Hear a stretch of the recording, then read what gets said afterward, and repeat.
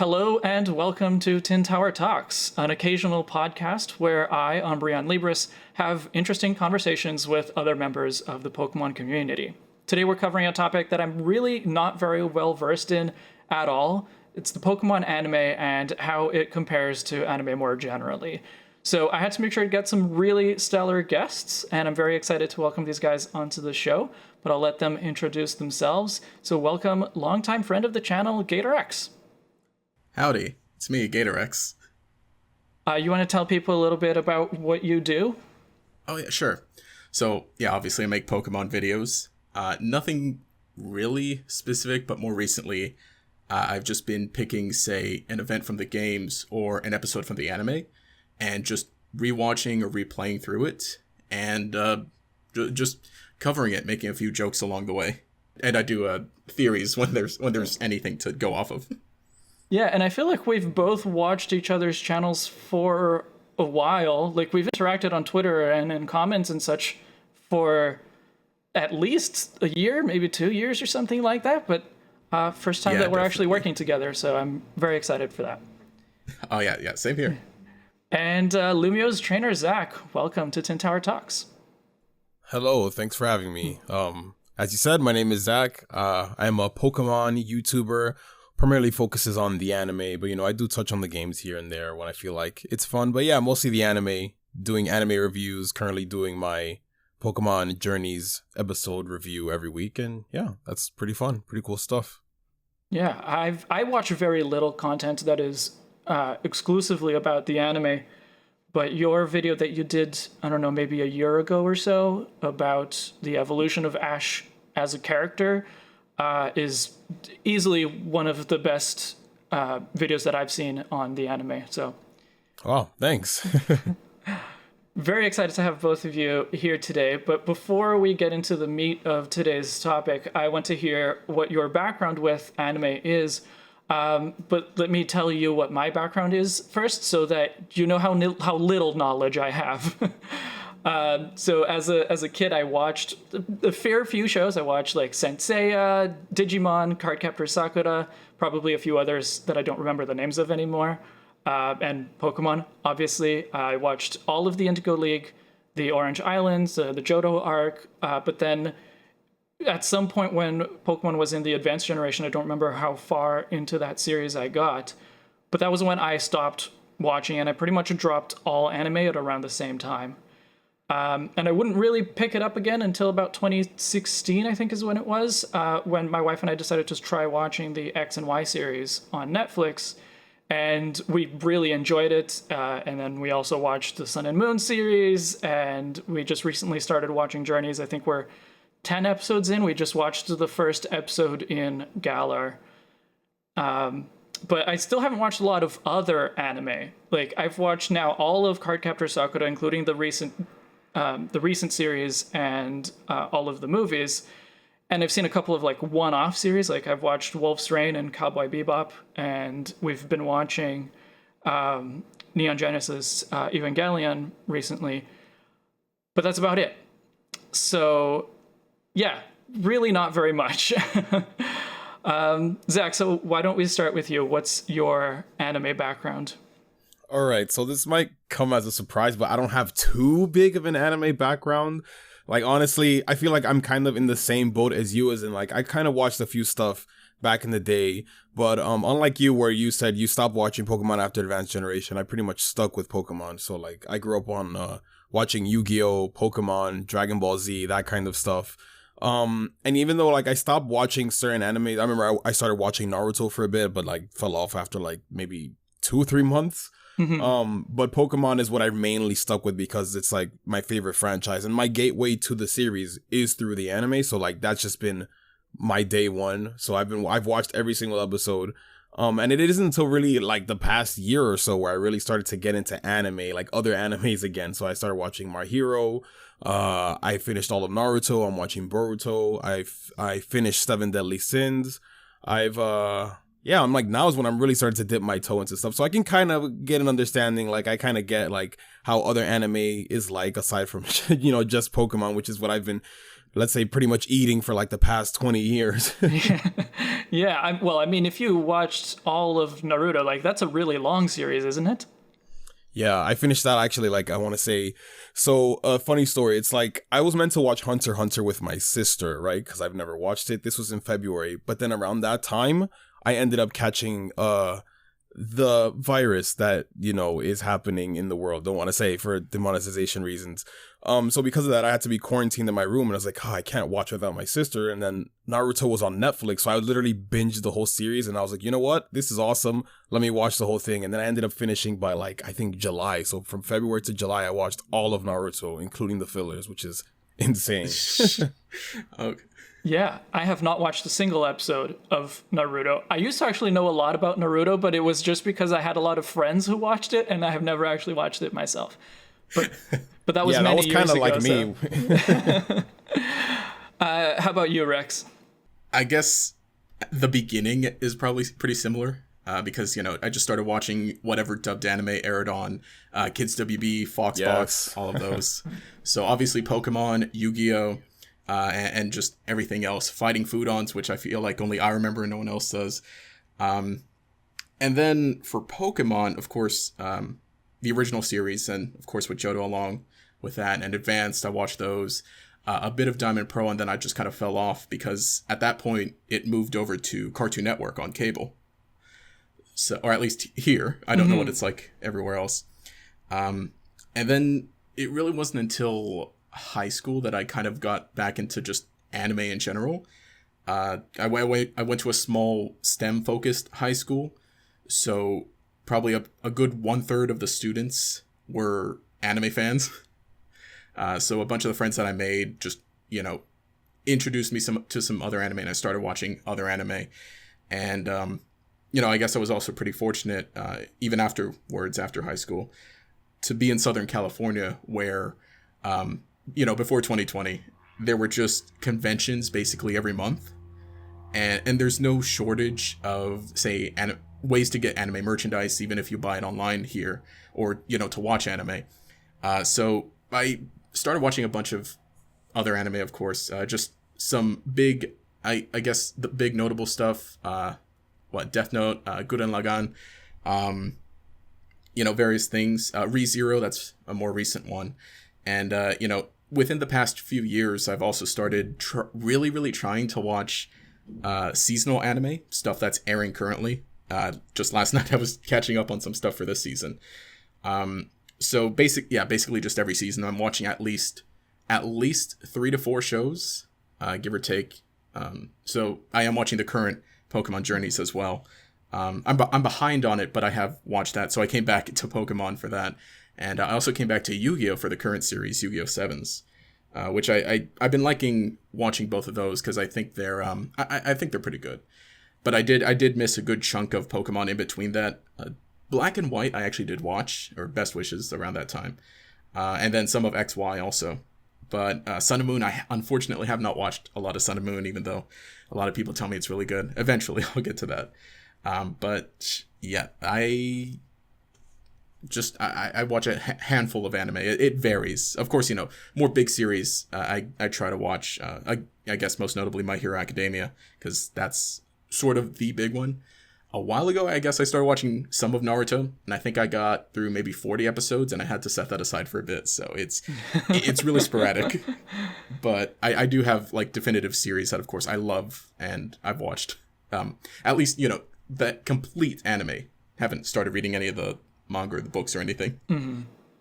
Just because I'm curious, was Saint Seiya big at all in the US and North America in general? Because I feel like it was the biggest anime in Brazil, and this was like before Pokemon, before Digimon, anything like that.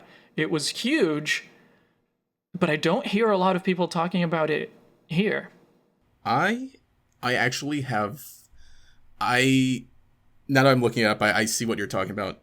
I have never seen or watched it much, because I guess more stuff from that. Well, that wasn't too, I don't want to say old, but I actually had heard about it just briefly from another friend a few years ago. But aside from that, I do not know anything about that. I don't think it at least aired too much, at least when I was growing up. Yeah, like I would see like here and there like the images and stuff like that, but I don't think it was like really big enough where like, everybody kind of talked about it, you know what I mean? Yeah.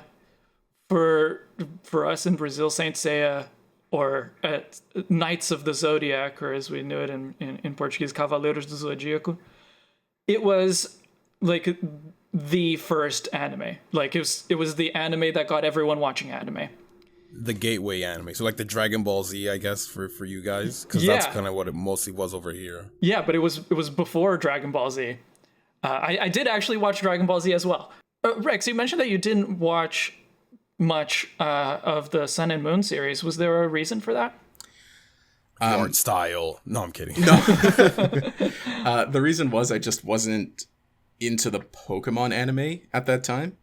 Because I would say 2016. So again, this is when like, some bigger hitters for anime in general were coming out. And so I was sticking to those. And I think also a big thing is the distribution methods for Pokemon, the Pokemon anime. Because I think Sun and Moon aired on Disney XD here in the US. And then, of course, if you wanted to watch the episodes as they came out in Japanese, there's no official method for distributing that. So it just wasn't super accessible at the forefront of my mind at the time. And I think I was just focusing more on the Sun and Moon video games, because Sun and Moon was when I started posting videos. Right. Like, I guess what I liked about the Sun and Moon anime, it did take a while for it to kind of catch on. Like, in the end, I liked it, but the first few episodes, they were a bit of a slog. There were a lot of things to kind of get used to at first. The art style is one that a lot of people talked about at the time, and like that is one that I think is just a matter of getting used to it. I don't think that it's bad at all. It actually fits Pokemon quite well, I think, but it was very different, right? It's like a drastic shift from like what happened in XY, which people consider like the peak of Pokemon, because in terms of the art style, it was just basically like the best version of like the original art style. So to go from that, something we've become so accustomed to, and obviously everyone saw XY as the cool season, and it looks really good, but then to go to Sun and Moon, which is more laid back, it turned a lot of people off, which is why like a lot of the hate came in. And even tonally as well, like it wasn't even just the art style. Like XY was more shonen, more action focused, while Sun and Moon was more slice of life, more laid back, more episodic. So it was just like, it's like two completely different series. So that's what causes the bit of a divide, and still to this day people talk about it. You know what I mean? But I feel like you said, once you get used to the art style, and it fits like with Pokemon and even with like Alola, because Alola is just a laid back region in general. Like it actually fits really well, and it's a pretty good series once you get past how like Ash's face looks. Yeah. Yeah. It's funny though. I think it just has to do with the style of anime, I guess, in general. Because, say, the original series, very 90s, very edged, right, I guess. I don't want to say edgy, but hard edges in the character designs. And then now, Sun and Moon, it's a little softer. And, it's funny, though. We kind of saw something like that with Yu-Gi-Oh! Because the current series, Sevens, which started last year, it kind of is going for that as well. Softer... softer shapes and everything, brighter colors, and again, on top of that, a little more laid back, I guess, as compared to the previous series. And on top of that, the characters are the youngest protagonists we've seen in Yu-Gi-Oh! So it's funny, though, at the very beginning, when it was first announced, there was a bit of, backlash, people saying, oh, why can't we have the old art style? And especially because, they just changed studios completely. But nowadays, about a year later, I'm not seeing too many complaints. I think everyone's kind of settled into like, well, I don't like it, so I'm not going to watch it. Or, oh, I've really been enjoying it. It's just kind of funny to see, I guess, that development just happen so quickly in this series, as opposed to with Sun and Moon. Yeah. Has Yu-Gi-Oh! Had anime, like various series of anime going on this whole time? Yep. So Wow. we're currently on the 7th series of Yu-Gi-Oh. So every so often, I don't know, maybe every 3-ish years, they'll change the protagonists, different names. They're all basically different settings too, sort of their own. The first 3 roughly take place in the same universe, and then after that, they're all kind of their own thing. I think the 5th one did like dimension crossing stuff. But yeah, Yu-Gi-Oh's been going just under different names, different series, different cast, writers, and everything. No. The thing is that I have not. I watched the very first episode of Yu-Gi-Oh! Like, I remember watching that one and thinking it was fine, but it really did not, like, rope me in. I guess it wasn't worth me taking time out of my homework to watch it, right? Mm-hmm. But since then, like, from, I don't know, at least high school on, have not heard about anything to do with Yu-Gi-Oh. Well, the cards, actually, yes. Like, I hear people talking about the card game, yes, but as far as anime, not at all, until you started posting about Yu-Gi-Oh! 7s. Yeah, it's a pretty small overall. I technically, I'm one of the, I guess, bigger content creators talking about it. There's like one content creator who's the absolute biggest and I guess best for Yu-Gi-Oh! 7s, but you know, me, I'm one of the technically big voices in the community, I guess. Just because, yeah, it's a real small thing, and that one unfortunately suffers from distribution methods as well, just not being optimal. That's actually part of the problem that we had with Journeys as well, because in the US it first came out on Netflix. Is it right? Yeah. Yes. Yeah, but here in Canada they first came out on I can't remember what the name of the channel was, but in any case, it was on cable. Teletoon? It might have been, yeah. But in any case, it was on cable, and we don't have cable. We basically just use Netflix and YouTube for everything. Smart. So Future. yeah, so we couldn't watch it. I guess we just kind of forgot about it. I didn't keep tabs on like when it would be coming out on Netflix or anything like that. So it wasn't until maybe a couple weeks ago at this point that we noticed that it was on Netflix, and so we started watching it. Do you guys have a preference between watching it in English or versus watching it in Japanese? Well, for me, I go with Japanese all the way. I mean, obviously, you'd like to watch something in your own native language, right? It's much easier to understand. You know, who wants to read subtitles? Mm-hmm. But I feel like it's just a matter of like the anime does so many changes from like the Japanese to the English that it's like it kind of, I don't want to say it ruins the quality, because you know a lot of people enjoy the English dub, but like as someone who knows how it originally intended to be in Japanese, like it's just not the same. Like a lot of music is changed. Sometimes the voicing might be a little weird. But for me, honestly, and for a lot of people who are like much like deeper into the anime community, let's say, it's more just the music, right? Because like there's a lot of great tracks for the Japanese version that are just completely scrapped in the English dub for this very bland, basic like dub score that just doesn't hit like some of the moments well. You know what I mean? Like a prime example is some of the key battles like Ash versus Kukui. Like almost all the music is gone in that battle. And it's one of the best battles in the series. You take out the music and you put this basic dub music, it's not as good. It ruins it. So for me, I go with Japanese just because, you know, that's the way it's intended and that's the best version to me, at least. You know what I mean? Mm-hmm. You're in that same boat, Rex? Yeah, for the most part. I think, especially with series like Pokémon and Yu-Gi-Oh!, where when they localize it, they do change a good amount in terms of how the script is written.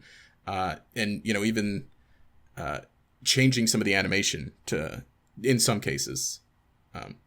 But for other series, I really don't mind a whole lot. Mostly, of course, I'll watch it in Japanese with English subtitles because I want to watch it, you know, as the episode comes out. So I'll watch it like that. But if I'm going back and watching an older series, 100% I'm throwing on the English dub. Yeah. Because then I can watch it while I'm eating or something. So it makes it easier for rewatching old series.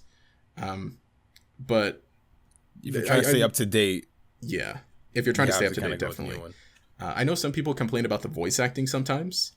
saying they don't like the English voices, and I think that's a fair complaint. But that's me personally. It's never bothered me. I think it mostly depends, but typically I'll just watch it Japanese. I've been watching all of Pokemon. Well, I guess originally as a kid I watched it in Portuguese because that's what was on TV. But more recently, like when we picked it back up again, we've been watching it in English. And I do like watching it in English. Like the voices, obviously they're a little bit different, but they still sound the way I remember them. At least for the characters that have been around this whole time. But I actually do watch pretty much all other anime in Japanese. But that's mostly because I'm trying to learn Japanese, and so having the Japanese audio really helps, and obviously having the translation there at the same time. There's I'm still very much a beginner, but there's often times when I'm like, oh, like I know what was said that was translated as that, which is really interesting. But for Pokemon, for some reason, I guess I just never really tried the Japanese audio. So maybe I'll have to go back and watch the battle with Kukui. Yeah, in Japanese, oh my god, it's literally like top five battles in the entire anime from start to finish. You're talking about the one at the end of the Alola League? Yes, sir. All right. I will keep that in mind. I'll go back to it. Are there any parts of the Pokemon anime that you think are especially good or especially bad? Or of any specific series, if you have something that comes to mind? See, I don't want to say that all Pokemon is the same, but I think it's relatively consistent. I think obviously some of the complaints that maybe I might have would apply to maybe, I guess, anime in general. Say, yes, I think there are some really, really good sequences when they're animated really well. I've seen parts of the Ash versus Kukui battle, and again, that looks beautiful. But just in day-to-day stuff, there's not a lot of movement, and that applies to all anime. But I think that for Pokemon, I think at times it can feel a little episodic, rather than being a continuing series. And I think I kind of realized that, well, yes, there is a continuing story throughout Pokemon, but I think for the most part, especially rewatching some of the older episodes, because a lot of older episodes, specifically, when I was watching the original series, I've noticed they just kind of feel like, hey, we stopped here. Here's the character of the day. Here's the new Pokemon to introduce. Here's some funny thing. It's more comedy based, I feel. Mm-hmm. And again, that's just for its target audience. And I think that's fine overall. And I still love Pokemon, the anime, and basically, episodes from every series I've seen. But I think, again, just watching some anime that's considered, this is one of the greatest of all time, and having that as, I guess, this a standard for anime, seeing Pokemon, I kind of typically approach it as, it's not, I don't want to say it's not meant to be amazing, but you have to understand what it is. Yeah, it's amazing in its own way. Yeah, it's amazing. Exactly. I think it's amazing in its own way. I love character interactions because I think that, again, even for characters you've had for so long, I think it's always just really nice to see them interacting in still either different ways or even similar ways. Even with Journeys, seeing Team Rocket show up and seeing how they talk with Ash, it's like, yep, that's them. Mm-hmm. And so there's always new things, of course, say new locations, new Pokemon that they'll introduce, so you see how these same characters will react to them. And so I think even though it's been going on for so long, over 1,000 episodes, and at times can feel episodic, I think still the characters are consistent, and I think that's done pretty well. And again, another thing is I just love when they come up with ways to show a world working with Pokemon. because, we'll have the video games, and the video games are limited in their own ways. But when you see it in the anime, they're able to try out new ideas, and it just makes sense, because it's like, oh, of course this Pokemon would be doing this job, or of course people would think of this Pokemon this way. Yeah. For me, like, that's the charm of the anime. It's like, I love the games. I played every single generation of Pokemon. And, you grow up playing the games, you're seeing it, you're enjoying it. But then, like, the anime kind of takes it to this step further. Like you can only do so much in the games, right? But the anime, like Rex said, develops it so much further. And it's just cool seeing how they translate all these new locations every time we get a new generation, a new region, new Pokemon, seeing it translated to the anime. Because, you just get a more in-depth look at the Pokemon world in general. Like, you know what I mean? Stuff like the Pokemon League. I love the leagues. They're probably my favorite stuff from like the anime, because that's where the best battles and the best animation moments and everything is at. In the games, you just kind of walk into this big building, you take out 4 trainers, battle a champion. It's pretty cool, it's pretty epic. But then the anime, they develop into this whole tournament, and when you win it, you have to take on the Elite Four, and it's like a big spectacle. Gyms are much more grander. Although we don't really get to see gym puzzles in the anime. I think aside from like maybe one kind of moment was, I guess, the Watson gym, where he made Ash go through this sort of like roller coaster obstacle. That's, I guess, the only time we've seen that. But aside from that, but yeah, it's mostly just seeing that, like seeing what can they take from the games and just seeing it fully developed into the anime, seeing all these characters, like the interactions and stuff like that. It's just, there's so much more you can do in the anime that you can't really do in the games. And I feel like something people need to realize as well, kind of thinking about like the bad, let's say the fillers or the episodicness, as Rex mentioned, right? It's like some people don't realize the fact that, Pokemon isn't like your average anime, like your mainstream anime. It's not like My Hero or something like that, you know what I mean? Where most of the big anime is inspired from a manga. They have a manga as source material, and then they just translate it, and there you go, there's your anime, right? But Pokemon, it's literally just taking like game material and making their own thing out of it. And also as well, Pokemon is more targeted towards kids. I mean, there are obviously other animes that are kind of targeted towards kids, but like, let's say My Hero or the shonen anime, they're usually targeted towards like teens, like young teens, like, maybe like 11, 12, 13, 14, right?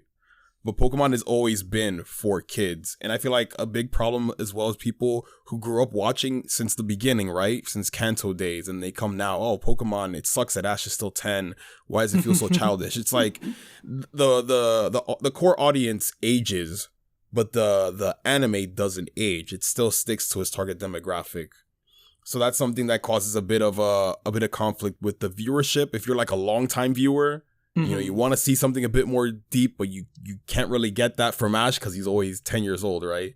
And I think about a series like Yu-Gi-Oh, where, because we just talked about that earlier, how Yu-Gi-Oh, they always shuffle between their protagonists every series, every couple of years. I mean, what's good about that, I guess, the benefit from that is that you can always bring in new people because, you don't have to watch the previous series to jump in and watch the latest Yu-Gi-Oh, right? And if you're like, let's say an older fan, like if you just finish one series, you don't have to watch the next one, because it's like those characters, their story is done. You don't have to keep watching. If you want to see more Yu-Gi-Oh stuff in the Yu-Gi-Oh world, that's great. But if you don't want to, that's fine. But with Pokemon, since it stays with the same character, sometimes people feel like they're obligated to keep watching Ash's story to see what's next, but it just seems like there's no end. So like it helps. It's like a double-edged sword. It helps because, it's a consistent main character, so people will always recognize Ash and Pikachu, and they can jump in whenever they want. But it's like there's not really a lot of progression for him, so people are a bit disappointed sometimes when Pokemon doesn't go as deep as, I guess, we as an audience expect it to be. Mm-hmm. Yeah, I usually try to think of it as, I guess, just any other like American cartoon, like something like The Simpsons, where it's been going on for over 30 years, I think now. And of course, all the characters are exactly the same age the entire time. It's a cartoon, like it's explicitly a cartoon, right? It's not a representation of something that is supposed to be like, quote unquote, really happening the way you might expect with like a live action show. If a live action show goes on for multiple series, obviously you're going to see character growth, both metaphorically and literally throughout the series. But at the same time, I do find that it's a little bit odd to make that choice, in a series that is not episodic, because for something like The Simpsons or just any like sitcom, pretty much every episode ends the way that it began, right? Whatever is the conflict that happens during that episode is resolved by the end and you're back to the status quo. And so that's why it kind of makes sense for something like The Simpsons to not age the characters, because it's always starting from the same point.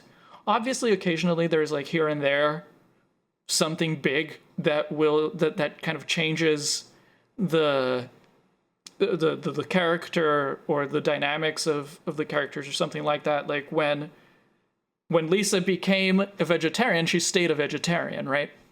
In Pokemon, that's not the kind of anime that we have, because most of the series, less so with Sun and Moon and with Journeys from what I've seen, but with most of the series, you do have a progression, because Ash is always working towards something, is working towards whether that's the next gym or, you know, the league or the battle frontier, right? Like he's always working towards something. So there is that sense of progress in it.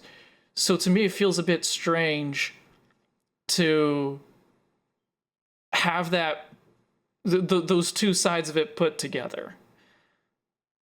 But I guess at this point, I've just accepted it. Yeah, that's understandable. Like it's just very weird how they do that, because it's like it's not really like a serialized series. It's very episodic and like, you know, aside from the occasional gym battle or let's say contest for like May and Dawn's case, right? And I feel like what makes it even worse is like not worse, but like the big thing with the past two series with Sun and Moon and Journeys, it's like they've been even more episodic than the series before it. Cause so with Alola, like before Alola, Ash would always travel the region. Every episode, he's always like arriving at this new location and then he leaves because he's going to like each gym that he has a destination, right? But in Sun and Moon, it's like the first series where he stays in one place. He stays in the Pokemon School on Melee Island. So for a lot of the series, a lot of the episodes, a lot of the antics, let's say, for whatever it is that comes up in the episode is like in that island. And then occasionally there's like an arc where they go for a few episodes to one of the other Alola Islands or a different location, but they always go back to Melee, which is so weird. But it's interesting because it still kind of has that serialized, I guess, narrative where, oh, Ash is collecting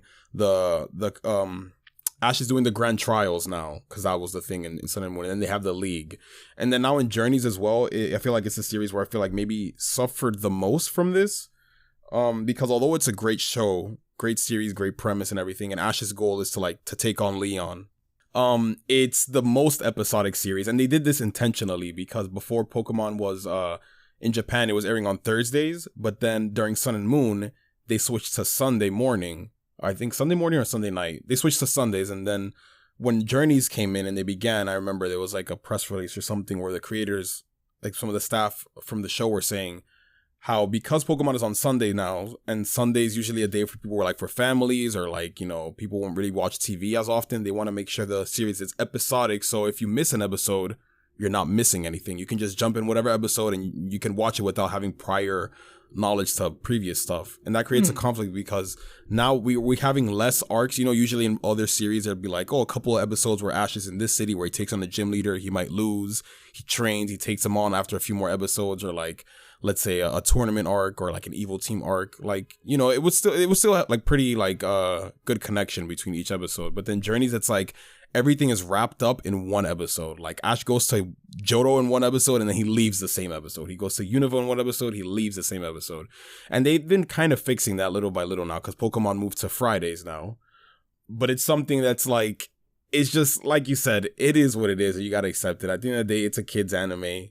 People got to remember that, you know, just enjoy it for what it is. It's Pokemon. It's not meant to be taken too seriously. Like, if you want to watch something more serialized, more serious, there's other stuff out there. And heck, even Pokemon, you know, there's the manga. The manga is definitely meant for a more mature audience. If you really want that mature take on Pokemon, then I definitely recommend reading the manga.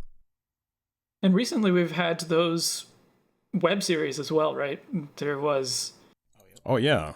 Evolutions is the latest one. Yeah, Evolutions I actually haven't had a chance to watch the first episode of yet, but going as far back as I think Origins was the first one, And then there's Generations, there was Twilight Wings, and all of these are very different from the main Pokemon anime. They're all kind of different in tone and different from each other as well, which I think is really cool. They are shorter, but that means that you kind of experiment with style a little more. For the longtime viewers or for the veteran fans, a great outlet for that. Oh yeah. This definitely meant for the older, I guess, audiences.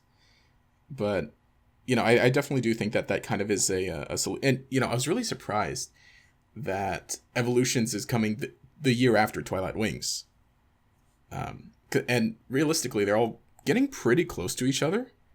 And if it ends up being that we basically have a different web series, every year, well, maybe not every year, every 2 years or so, then, it's just bigger expansion. And, I guess that kind of works for Pokemon being a big franchise. There's so much to it. There's something for everybody. But I guess with people kind of looking at the anime and thinking, oh, I used to love the Pokemon anime. Oh, I hate it now. I want it to be more mature or whatever. No, there's something for you. There's Origins, Generations, Twilight Wings, Evolutions. Like, that's, a good handful of content already. Yeah. Oh, and there's also the Poketoons on the Japanese YouTube channel, which are fantastic. They also have their own kind of variety in terms of style and tone. I guess my biggest concern about them is that they haven't been released dubbed. But at least the Japanese channel does include the English subtitles. I mean, a lot of the Poketoons don't actually have very much dialogue, and so you can kind of just get by without really knowing what they're saying because you get the gist of it anyway. But they do actually have the subtitles, which is great. I'm really enjoying what's coming out of the, let's say, the non-traditional Pokemon anime. The anime spin-offs. Sure, yeah. And I mean, with Journeys, like I said, I've only watched, I think the last episode that we watched was the 10th one. So I really don't have a very good sense of what it's like overall. But I do actually like the setup. It is a bit weird that they go out to Johto and come back in the same episode. It feels, I feel like it would make more sense for them to spend a weekend there. But it's the way that they have it set up is always like, you're not just staying here and then, oh, actually there's a reason for you to go somewhere else, which is kind of what it was in Sun and Moon, right? It was, you are going to school, but occasionally we have a reason to go somewhere else. Today, or for the next few episodes, you are going to explore this thing in this region. Go. I don't know, I like that. I like that premise, at least, better than I liked the Sun and Moon premise. Yeah, because it definitely opens the door to lots more possibilities. I feel like something I'll give Journeys credit for is that what's really cool about it, it's unlike past series where they were strictly based on whatever the newest generation was. So let's say Generation 6, okay, XY. So it's the XY anime. Kalos region is just based off the XY games, right? And then a little bit of ORAS, to help promote those games. Mm-hmm. It's very weird when we first got the news of Journeys, but I like the fact that it's like, okay, instead of just making it a Galar-focused series, a Sword and Shield series, no, it's like they're going to make it about the entire Pokemon world, and we're going to see every single Pokemon. Because that's something they said, that they wanted to show off every single Pokemon at least once in this series and go to every region. It almost feels like a celebration, because I guess maybe, the 25th anniversary is this year for the Pokemon franchise, and then for the Pokemon anime, it's next year. So this seems almost like a way to celebrate the 25th anniversary. Let's just see every region, every Pokemon, and it's just great for everybody. If you're a fan of like certain generations, maybe you'll get to see Sinnoh if you're a Sinnoh fan. Hey, you get to see Unova if you're a Unova fan. You know what I mean? Instead of just strictly alienating fans by like, oh no, it's just Sword and Shield. You know what I mean? Mm-hmm. And I guess with the recurring characters, or with returning characters, I should say, there's a bit of that as well, right? I haven't gotten to the point where there's any returning characters in Journeys, but I feel like, unless I'm forgetting something or don't know about something, in Sun and Moon, the only returning characters were Brock and Misty, so it was the old complaint that it's Kanto pandering, right? It's just like... Well, to be fair, that was during the 20th anniversary, so it makes sense. That's true. That's true. Yeah, I don't want to say too much because, you're only 10 episodes in. I don't know if you're okay with spoilers or not. And I'm fine with it. I've seen stuff on Twitter. Like, all right. Yeah, I follow people on Twitter who talk about the anime. I've seen it. All right, cool. Yeah. So, yeah. So yeah, returning characters are a given in this series, which is pretty cool. It's funny because I remember at first people were so skeptical because they've never done that aside from like Brock and Misty, which are go-to returning characters. It's like, are they gonna bring people back? Because they made it like there's some people we haven't seen forever. I remember before they used to do this thing where like every time we get a new series, they'd bring back at least one person from the older series, the previous one, like as a nice way to throw back. So like May came back in Diamond and Pearl, Dawn came back in Black and White, but then after Black and White they stopped doing that. Actually, Silent came for a special, but Ash wasn't even there. It was like a special episode. It wasn't part of the main episode. But like Iris never got really like a return episode, and then she finally got one in Journeys, which is pretty cool. So like it really opens the door to a lot of characters that we think like we're gonna end up being forgotten because a lot of the time these characters after their one return episode, that's it. But now, like, even gym leaders that people thought we'd never see again are coming back, which is so cool. So, the door's really open to anybody. The possibilities are kind of endless, which is kind of cool. It keeps people guessing, keeps everyone on their toes. Yeah. As to, like, who might come back next. Like, it's not just companions. It could be, like, gym leaders or just other characters in general. I remember Professor Elm made a quick little cameo, like, in one episode, which is pretty cool. It's like, you didn't have to do that, but there he is. Yeah, they're doing something different with it. Because when, for the first 6 generations, it was all basically the same. Oh, travel the region, battle gym leaders along the way. The with Sun and Moon and then with now Journeys, when they're deciding to mix things up a bit and change it, Now it's all like some of the complaints. When I guess before maybe some of the complaints for that it's always the same. And now it's different. And now, that's not liked. Yeah. People don't like change. Change is scary. Yeah. Exactly. Yeah. But I again, for going on so long, I think that definitely something like this had to happen where they just shake up the formula. Mm-hmm. Before, Pokemon was so predictable because for the past, like the first 6 generations, if you played the games, you know what's going to happen in the anime. You know that in X and Y, after Ash beats Olympia, the next gym leader is Wolfric. And after Wolfric, there's the League. And if it's the League, that means the series is almost ending. Mm-hmm. I made a freaking video on it. I remember like literally predicting like, when the new generation would come because Ash was around that time was like, the 7th gym. So the series is almost ending, literally. Wow. So it's stuff like that. But with Sun and Moon, they kind of shook it up. That's when they started to shake it up with, he's on Melee Island, right? But you can still kind of tell where he was going because he was doing the trials in the order that you would in the game. So he beat Hollow, so eventually he's going to have to face Olivia. And then after that, he's going to face Nanu, you know what I mean? Mm-hmm. Journeys throws everything out the window. It's not even following the game's story. I mean, they do touch on the main plot of Sword and Shield with Zacian and Zamazenta to Eternatus, but they don't do it like the games. Like you can't really predict what's coming next, what battle's gonna happen, because Ash isn't battling the Galar gym leaders the way you would in the games. Like he battles B and that's it. He doesn't battle anyone else just yet. It's like, and he's battling older gym leaders or just new characters in general. You can't predict like, okay, how many badges does Ash have so I can kind of see, all right, how many we have left. No, you have to literally sit there, either speculate or just sit there and watch. Yeah. Do you have a specific series of Pokemon that is your favorite? I do.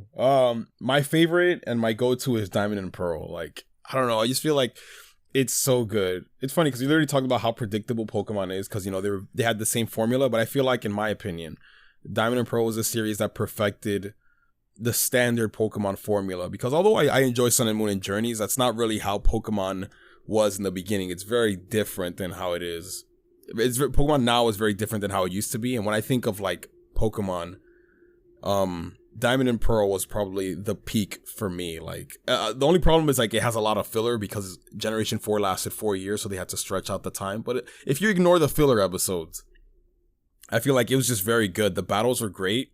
I feel like what really helped it was Ash's dynamic with his rival Paul, because it's kind of like Gary, but like amplified. And, you know, it really gave Ash more motivation, because it wasn't just about, oh, you know, this rival is talking trash to Ash. He was really making Ash question his abilities as a trainer and question his methods, because the whole thing with him and Paul was that Paul only cared about catching strong Pokemon, and really reflects, I guess, a typical competitive player is how we kind of like just breed the best Pokemon and use the best one, and we box whatever in-game team we have, right? But Ash is more of the, you know, he uses the in-game team, quote unquote, the Pokemon he likes. And even if they're weak, he trains them up, and, you know, with enough love and trust and compassion or whatever, they can make it. So it was just really, I feel like that's like probably the deepest they've ever taken Ash's character. I know a lot of people would argue also like XY is probably their favorite, and I understand that too, because it follows the formula, and also it's the most like action heavy. It's where Ash is the coolest, I will admit. But for me, I don't know, I always have a soft spot for Diamond and Pearl, and also because I feel like they do a good job of balancing his screen time with Dawn as well. I feel like Dawn was treated almost as an equal with to Ash. Where, you know, if you're not into gym battles, you know, they had contests, which I thought was handled pretty cool as well. And I don't know, I could go on and on about Diamond and Pearl. It's just so good to me, in my opinion. But I'll pass it off to Rex to let him. Yeah. Again, you know, I haven't seen all of Pokemon. I started a casual rewatch of Diamond and Pearl, so I've got some high expectations now from it. But yeah, I suppose probably my favorite series, I would just say original series, but when they're in Johto. Because Johto didn't really... Would we call it Johto series? Because it was still Johto. That's all just nostalgia. I think purely nostalgia. Oh, man. It's so funny because literally Johto's my least favorite, because it's notoriously known as the region that has the most filler episodes. Like, and I can see that they're fun. They can be fun on their own, but it's like when you're watching it for the progression, which is kind of like what we talked about earlier, it's just like, it slows the series down so much when you're waiting for Ash's next gym battle or whatever. But, you know, to each their own. I understand why. It has its charm. No, 100%. I know it's not, like, I guess comparatively to the other series, it's not good. It's very, I guess, Saturday morning-esque with that. And again, you know, that's how I watched it. And again, that's probably just the most I've watched, but how far? I'm not very, very far into Diamond and Pearl. But I've got to say, no, yeah, it's real good from what I've been seeing so far. Yeah, Johto, purely nostalgia. I think I'm with you on that one. Johto is definitely the one that's the most nostalgic to me. But I think it's not so much the anime itself, because I actually haven't even gone back to watch it again since I was a kid. But I'm noticing that a lot of the episodes that I remember, or a lot of the things that I remember, were from that era. I've been watching a lot of Ace Trainer Liam's WTF Moments. Fantastic series. One of my favorite series in all of Pokemon YouTube, if anyone's not watching that. He's been like going back and criticizing each episode, starting from the beginning. And so there's been a lot of things that I kind of like expected to happen. I'm not going to be able to think of any specific examples, but I like a lot of things that I would have expected to happen during the Indigo League or during the Orange Islands that haven't happened. So I'm like, oh, I guess this episode that I hold dearly is from the Johto League. And it just makes sense because Generation 2 is my favorite generation, and I guess it makes sense that that would be also the most nostalgic series for me. But I think that in terms of me actually really liking it as anime and not just as a thing from my childhood, X and Y so far has been the one. I really liked the I guess more mature, as we were saying, approach to the usual formula. I really liked the art style. The whole progression of the show was really good, and I felt like every character, every significant character had an arc to them, had some growth to them, whereas something like Misty in the original series, I don't think she had any real character growth. Like there isn't a thing that she has to like accomplish or overcome throughout it, right? Whereas Serena does, because she has a lot of like self-esteem issues in the beginning and stuff like that. So I really liked that. I guess I also liked the way that it ended with something that was not in the games like at all. That was something that was kind of unexpected. But then, yeah, I liked Sun and Moon. Like, in the end, I liked Sun and Moon a lot as well. It just, I guess it wasn't as consistent throughout, or like me liking it wasn't as consistent throughout. But as a follow-up to that, how do you feel that your favorite series compares to your favorite anime generally, or your favorite series of anime generally?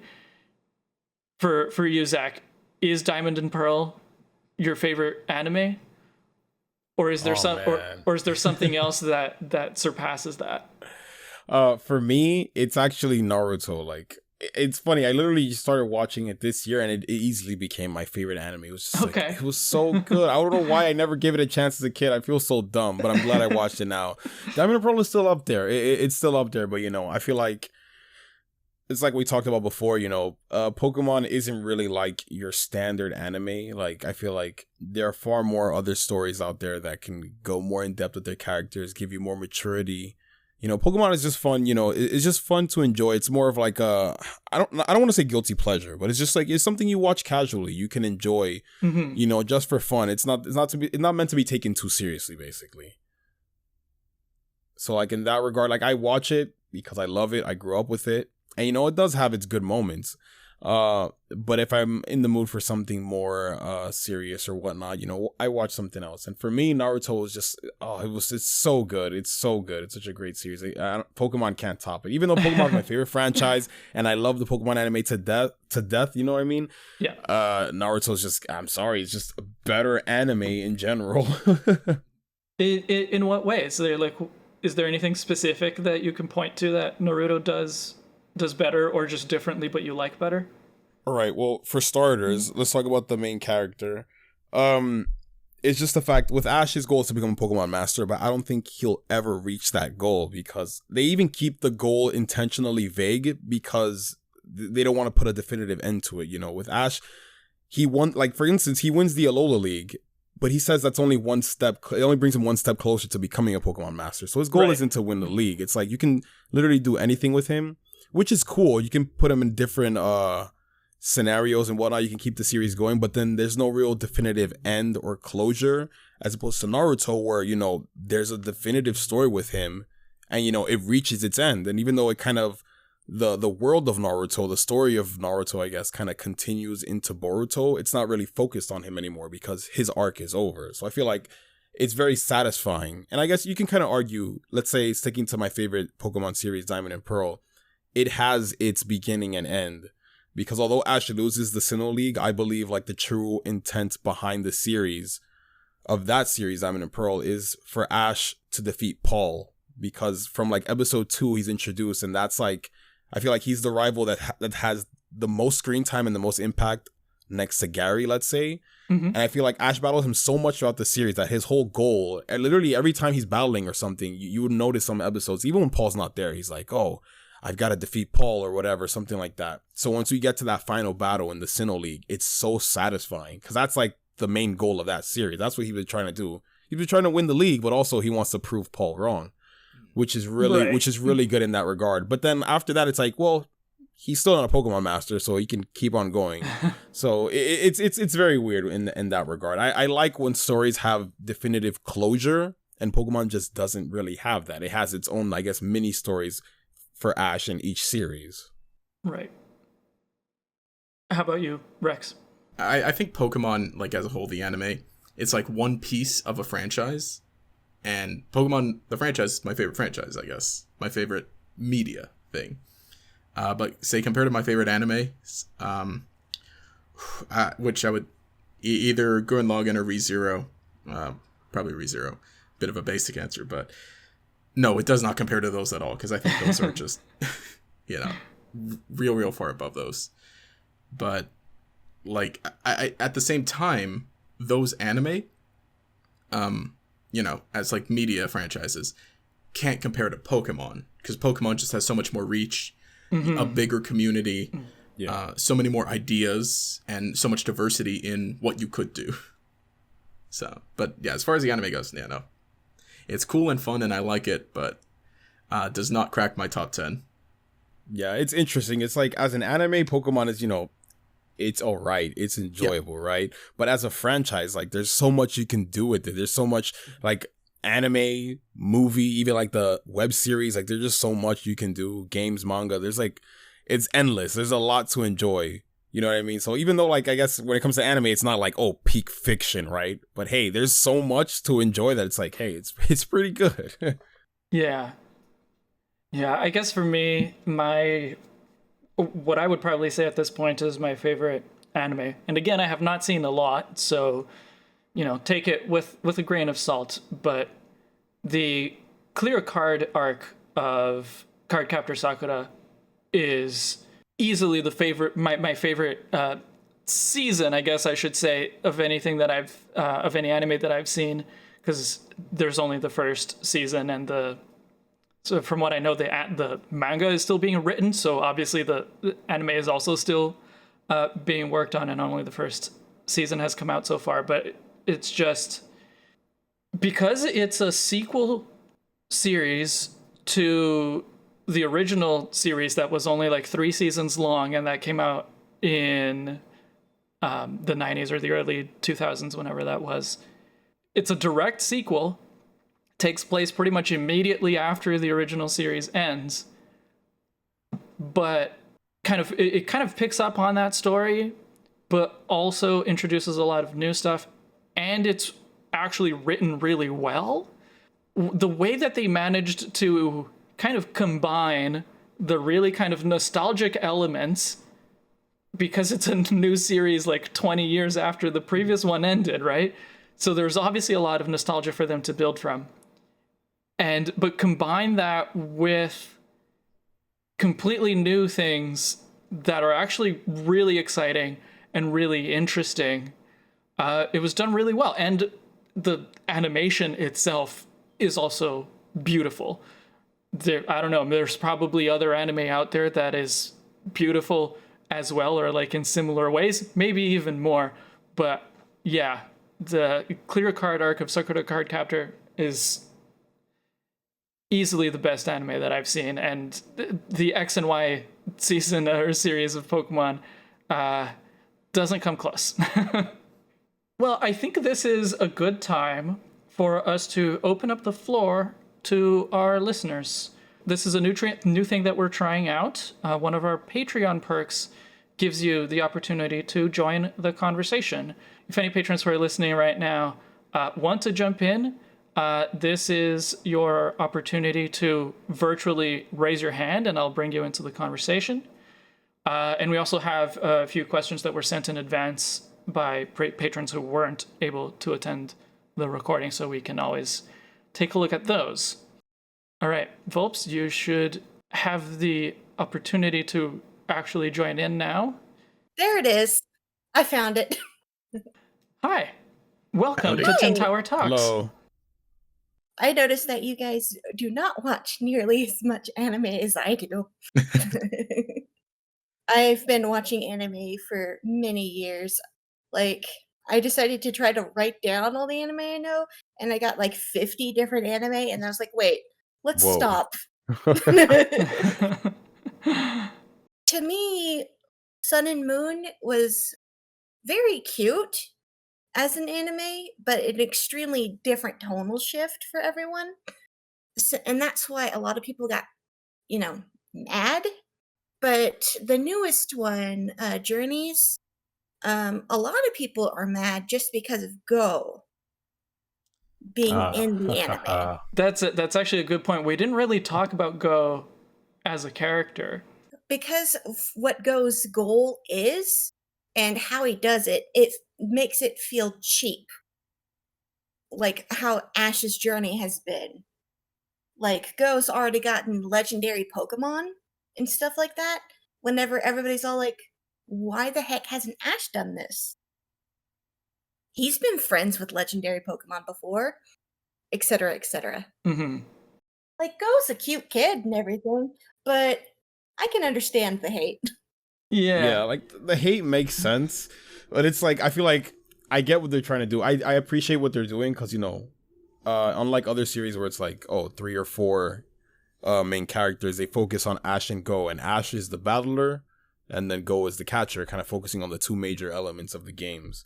And because Go's character is very revolved around catching, and he kind of represents the Pokemon Go fan base, let's say. And Pokemon Go, you don't really battle Pokemon. I feel like that's what they've been trying to do with the anime, and it doesn't really translate well if you're a long time watcher, where it's literally the rules are not really a rule, but it's like you have to battle to catch a Pokemon. A lot of the time, Go makes these catches without battling Pokemon, and it's funny because like I think back even like every series this almost happens. Like in Black and White, it happened, and in the original series, when Ash tries to catch a Pokemon without battling it, he gets like called out for it. It's like, hey, you're not allowed to do that. I'm like, you have to battle it to weaken it, you dummy. But then Go gets away with it. But I find it funny because literally when Go, one of the episodes that really first focused on him trying to catch Pokemon, Ash is the one to call out Go. It's like, you have to battle Pokemon to weaken it. That's how you do it easier to catch it. And Go's like, I like doing it my own way. It's like, all right, man, you do what you got to do. But yeah, it can get annoying I'm wondering sometimes. how much money he wastes throwing Pokeballs at. Oh my god, yeah. There's some scenes where he just pulls out this big load of Pokeballs from his backpack, and it's like, it's insane. Yeah. Nah, the professor's got him. Yeah. Oh yeah, it's true. They're sponsored by the professor. They got the free hookup. That poor budget going down the drain. It can be annoying. I mean, I will say at least even though Go's catching legendaries now, at least Ash did get a mythical. He has Melmetal, and he caught a Naganadel from Sun and Moon, so that kind of balances it out. And he's not really trying to catch them all, so I don't get why people get so mad about it, because that was never really his goal to begin with. And he mentions it in season 1, but that was a dub change. Like, he really wasn't trying to catch them all. Yeah. I actually like Go as a character. I think he's a good foil for Ash. I really do not like him as a person, though. There's been a lot of opportunities where he says something that really frustrates me. Like in the first few episodes, there's they go to a tournament, right? And I don't remember exactly what the circumstance was, but they go to a tournament, and Ash wants to participate in the tournament, and I think Go loses his first match, and so he gets out of there and goes to catch Pokemon, whereas Ash was there to support him and stuff. But when Ash is battling, Go has left and he's not there to support his friend. So like things like that, I really do not like Go. Maybe I'll change my mind in a few more episodes, Yeah. But like something I will say about that is like he is I was kind of in that same boat. I didn't really like his portrayal in the beginning, but he definitely develops, because a lot of he's a lot deeper than a lot of people give him credit for, because like some stuff that gets touched on a little bit, it gets hinted at. It's like he has like I don't know what's the right word, but like almost like social anxiety in a way. Like he has trouble communicating with people. Like his only friend is Chloe, the female companion of the series. And you kind of find out later on that it's almost implied that he wants to catch every Pokemon because like he's catching friends in a way, like, because he had trouble making friends as a child. Like eventually he does develop, and he kind of softens up a bit more. Like he definitely changes as the series goes on. I think you'll like him the more you watch, because you're only like 10 episodes in. In the beginning, he was really antisocial and really butted heads with Ash. As far as the catching Pokemon part, it doesn't really bother me that he catches them so easily, but it is a little bit frustrating to see him catch Pokemon so much and so easily, and Ash not do that, because, at least to me, part of the appeal of the anime is to see the Pokemon battle. And if Go is not going to be battling very much, there's not really much of a point for these Pokemon to be caught. Yeah, I guess it makes sense, because for Pokemon that would normally like be, I guess, the featured one of the episode, say with maybe other episodes, you would see them battle. I never really thought about that. Because I guess it is interesting that they do want to show every Pokemon. But if you're not going to be battling, that is interesting. They do put them in the park? In the Cerise Park. Mm-hmm. And you can see them all there, but like they just kind of just live there now. Yeah. Yeah, so it is nice to see them kind of in the background, but you don't really get to see them being active, or at least not very often, so... I think that normally, I guess, maybe a defense that I would have her go, I guess, is that, that's how we are. We play the game, we catch them all without a second thought. A lot of them are easy captures.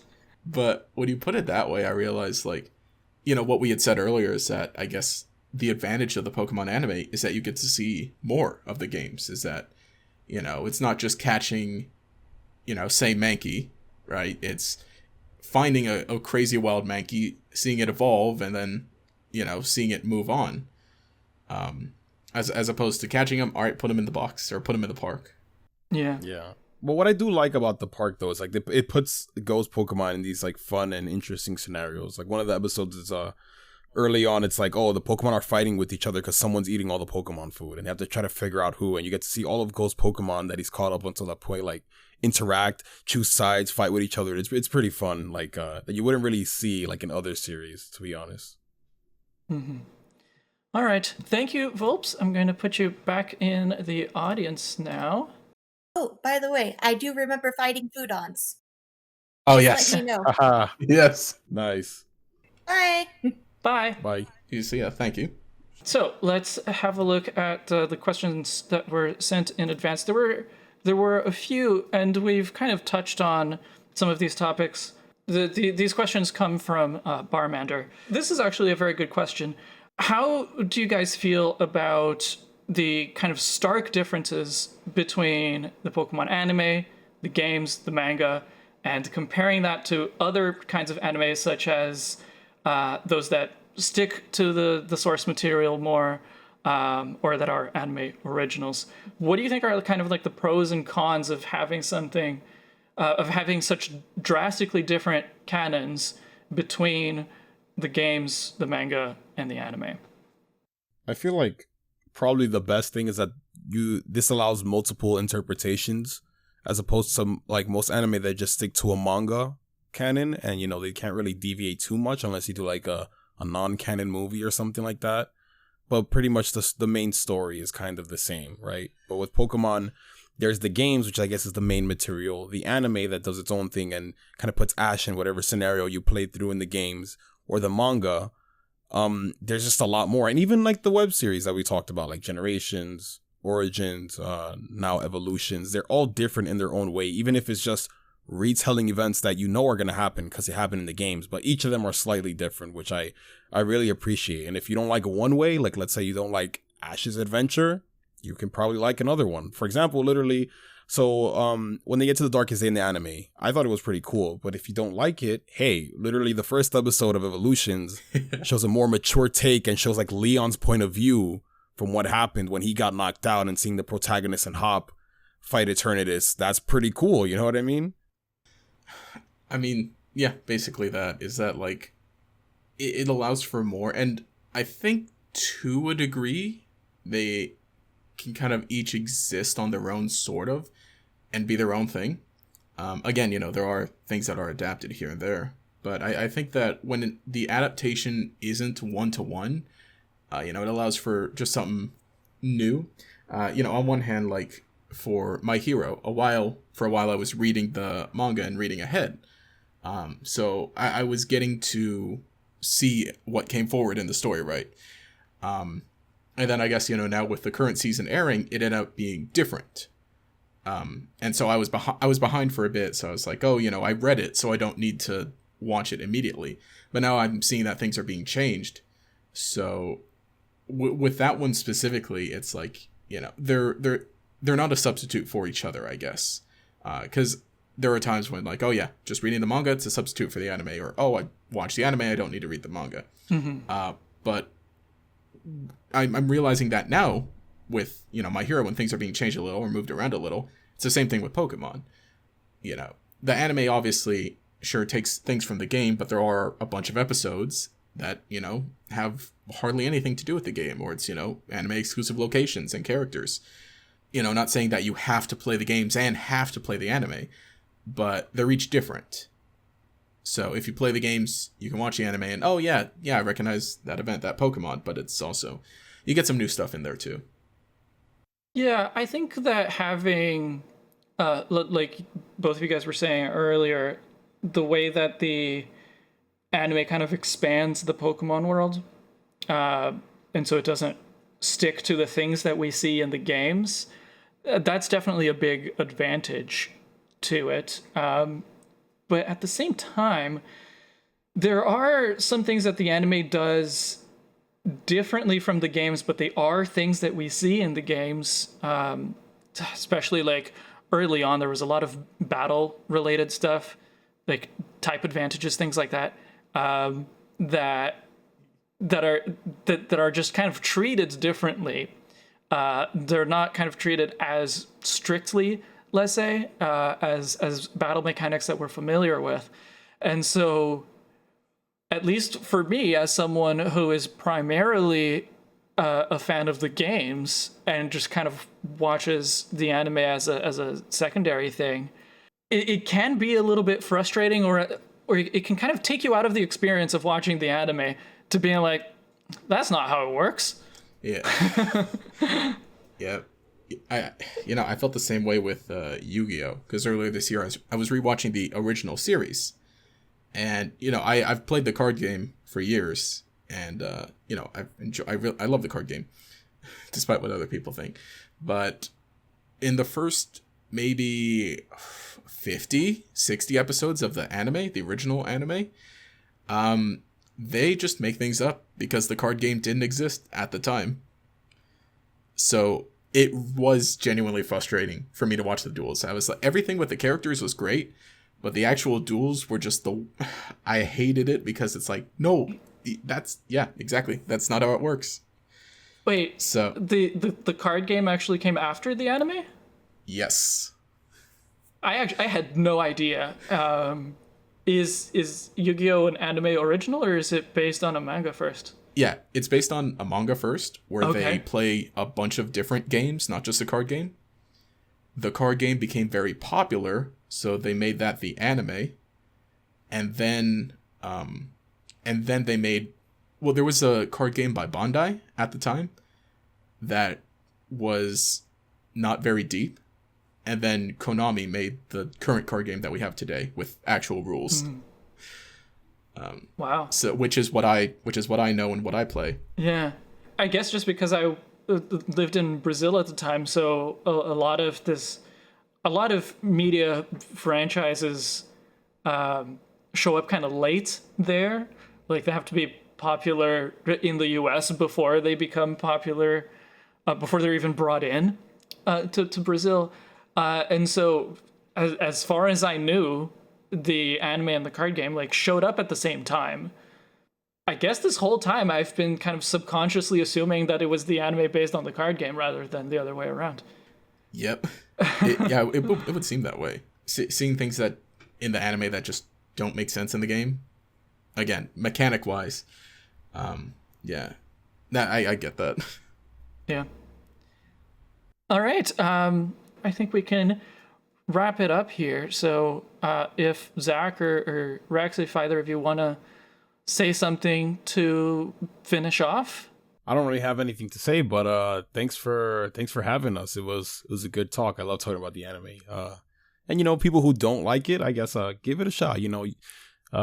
There's multiple series. I guess one of the advantages is that each series is slightly different. So if there's something you don't like about one, you might like something different. If you want something more mature, more action focused, there's XY. If you want something more laid back, there's Sun and Moon. Journeys for the people who like fan service. So just give it a try. But watch Diamond and Pearl because it's the best one. You have to watch that one. Yeah, I never watched that one, so I might want to go back and try it out. Maybe watch it in Japanese and everything. Just because I have not seen a single thing from the Diamond and Pearl anime era. Like not even a movie or a single episode. Nothing. Oh, you're in for a treat, buddy. You're in for a ride. Sweet.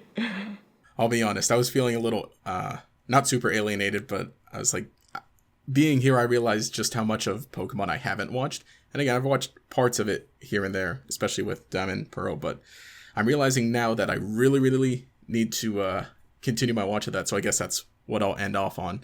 Yeah, watch stuff, watch anime. It's fun. It's cool. All right. Well, thank you, Rex and Zac, for talking with me today. And of course, thank you to Volps, who joined us as well, and Barmender, who sent questions ahead of time. If you want to support the show and participate in future episodes, you can become a patron using the link in the description. This podcast was produced on the territory of the Lakungwan people. It was edited by me, Amrian Libris, and the theme music playing now and at the beginning of the show is Ecruteak City by Braxton Brooks. You can listen to more episodes of Tin Tower Talks on our YouTube archive. The playlist for that is in the description. Thank you for listening, and as always, I'll see you in the next chapter.